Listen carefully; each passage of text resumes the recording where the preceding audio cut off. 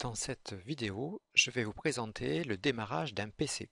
À la mise sous tension, l'alimentation convertit le courant 230 volts alternatif de la prise murale en tension continue, 12 volts, 5 volts, 3 volts 3, et alimente tous les composants internes du PC.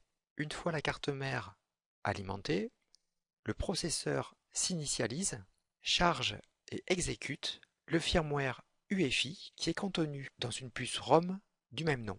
Le premier processus de ce firmware UEFI est le POST qui va réaliser un ensemble de vérifications sur les composants, notamment il va tester le bon fonctionnement du processeur, de la RAM, de la carte vidéo.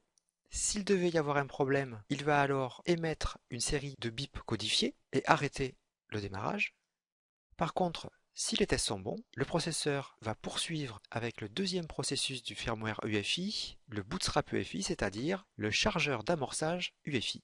Son rôle est de consulter la séquence de boot du setup de l'UEFI pour identifier le premier composant de cette séquence. Pour une installation de Windows, il s'agira du disque dur, et il va alors lire la table de partitionnement GPT, plus précisément les descripteurs de partition, à la recherche de la partition EFI, car c'est elle qui contient le gestionnaire de boot.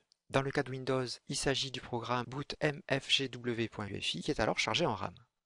Une fois en RAM, le gestionnaire de boot est exécuté par le processeur. Il va lire dans le dossier Windows une base de données appelée BCD qui va décrire l'installation du système ou des systèmes dans le cas d'un multiboot. Il va alors afficher un menu de choix du système et ensuite il va chercher dans cette base de données l'emplacement et le nom du programme qui va initialiser le démarrage de Windows. Lors d'une installation UEFI, il s'agit de winload.efi qui est alors chargé en RAM. Le processeur exécute winload.efi. Son rôle est de charger du disque dur vers la RAM le noyau de Windows oskernel.exe et l'ensemble des bibliothèques de la couche d'abstraction matérielle al.dll pour initialiser les services de Windows. Le noyau va charger du disque dur vers la RAM les pilotes, le registre et le gestionnaire de session smss.exe. Ce programme est alors exécuté par le processeur et va charger du disque dur vers la RAM le programme willnogon.exe qui permet à l'utilisateur de se connecter et termine le démarrage de Windows.